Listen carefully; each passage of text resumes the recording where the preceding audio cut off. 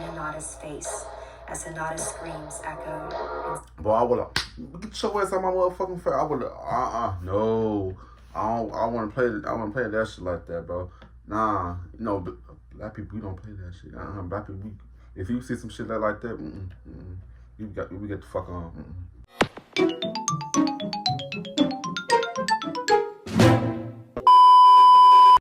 Yo, what's good? What's going on, YouTube? It's your boy Kuchisake. I'm back with another motherfucking reaction video. You know what I'm saying? Today I'm going to be reacting to a subscriber request. You know what I'm saying? The video is called "Beware of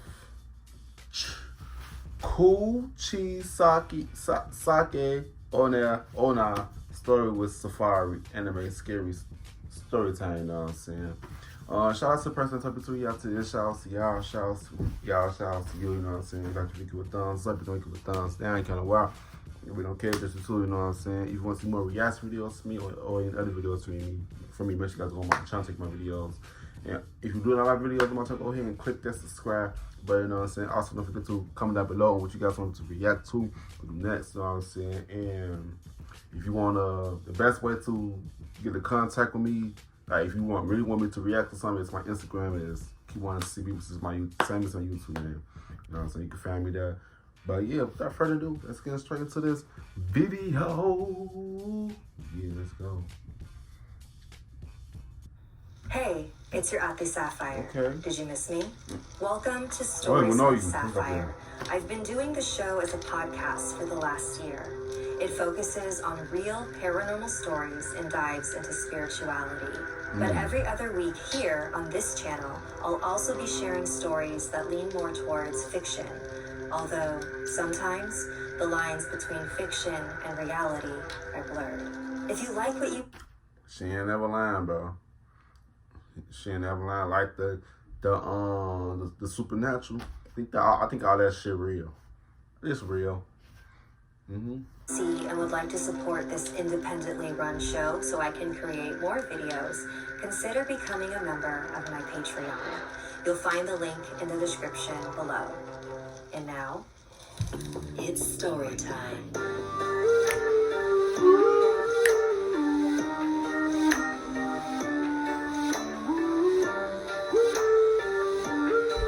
Stories with Sapphire.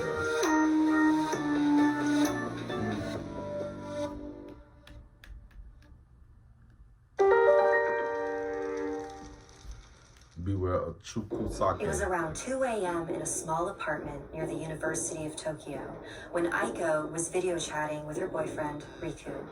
Her roommate, Hinata, burst out of her room with a giant roll. Okay, so that's like some Naruto character names. Hinata.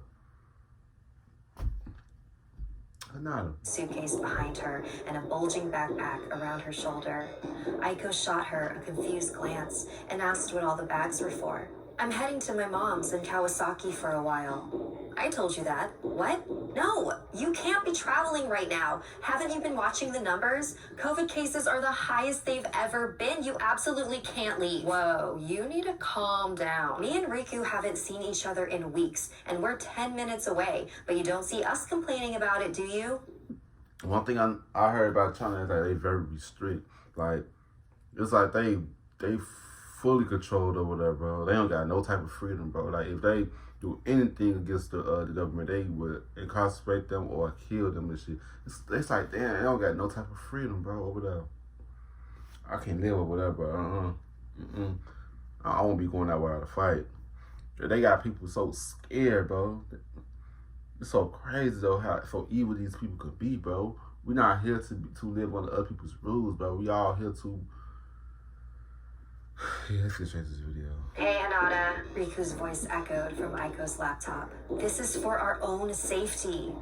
Hinata looked away for a moment. My mom's, she's not getting any younger. If something were to happen to her and I wasn't there... She trailed off and looked away. Aiko exhaled deeply and apologized. Hinata reassured her that she had plenty of hand sanitizer, disinfectant wipes, and that the trains would probably be pretty empty. I'll be fine. And that's not. And the crazy thing is they made us believe that COVID was contagious. It was contagious, but that shit was fucking airborne. That shit was fucking airborne, and them numbers was fake. Them numbers weren't really real, bro. Them numbers was fake as hell, bro. They used them numbers to fear us, bro. Yes, it was a video. And I promise, I'll see you once everything calms down a bit. Hinata hobbled through the living room with her bags. Just as she reached for the door, Aiko added, "Oh, and beware of Kuchisake Onna." Hinata turned to her. Who the fuck Riku is sighed. that? "Really, Aiko? God, you're so immature sometimes. Just let her leave." "Wait, Kuchisake Onna? That's like some super old urban legend, right? So you know the story then." "Ignore her, Hinata. After what happened to Naomi, Hinata needs to know. Naomi was not killed by Kuchisake Onna. It was a total freak accident. If you're going to be traveling alone She said, "Fuck that shit. I ain't trying to." now, you need to know the story of Kuchisake Onna. A long time ago, in the Heian period, lived a samurai and his beautiful wife. She was so beautiful, in fact, that anyone who saw her couldn't help but stare at her enchanting brown eyes, her smooth skin, and flowing ebony hair. She would walk around town and coyly ask those who stared, "Am I pretty?" while fluttering her lashes flirtatiously. She loved the attention, but her husband did not. She would reassure him that it was all completely harmless. "Aren't you proud?" So her husband was an insecure ass dude.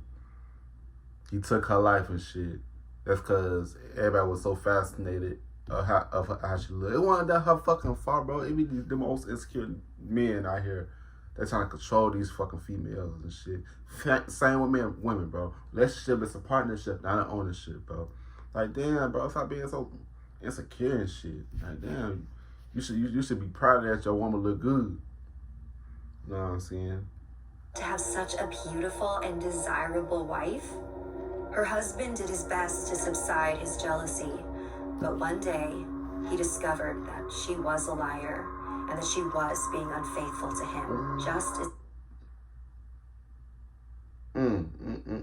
So he killed her. That shit crazy. he had suspected. So one day, when she was brushing her hair, he snuck up behind her and grabbed her head. He drew a knife and dragged the blade across her mouth from cheek to cheek, leaving her with a horrendous gaping wound, a permanent red smile. "Who will think you're pretty now?" he said. Wow. She ran out of the house in tears. Everyone stared at her, but this time in disgust.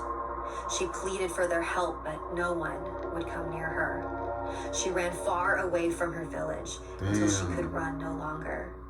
She laid on the ground by the river, blood flowing from her mouth just as the water next to her. This is where she died, completely alone. After her death, there were rumors that she had returned to the village, but as a vengeful ghost. They called her Kuchisake Onna, the slit-mouthed woman. Villagers claimed to see her wounded face in the streets at night when they were completely alone. Well, those who were lucky enough to get away in time. Centuries later, people still report seeing Kuchisake Onna. They say that she blends into the crowds wearing a trench coat and a surgical mask to hide her twisted grin. She targets those who are alone. She will approach you and ask you a question. "Am I pretty?" If you answer yes, she will remove her mask and reveal her disfigured face and ask you again, "Am I pretty now?" And if you don't answer yes again, she will... "Oh crap, I'm gonna be late for my train." Hinata interrupted Aiko's story and made her way toward the door. Aiko called after her, but Hinata was already gone. The streets were dead quiet. Hinata chuckled to herself at the thought of Kuchisake Onna being real. Just then her phone rang, causing her to skip a step. "Hey, you." "I thought she'd never get off the call," said Riku's voice from the phone. "I'll see you in a little bit." "Not unless Kuchisake Onna gets you." She finally reached the train station and waited at the platform, which was completely empty, just as she expected. She boarded took out her disinfectant wipes, and wiped down her seat before sitting down. As the train began to move, she pulled off her mask and placed it in her bag.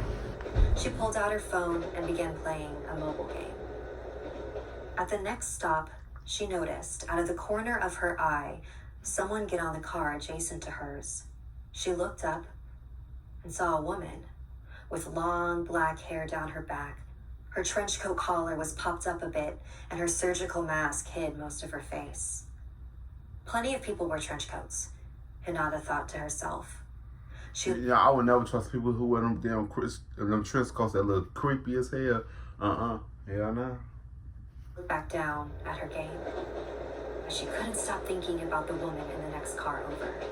She lifted her head again to look at her and saw her pressed up against the window of the car, her dark brown eyes looking right at her. Hinata jumped in her seat.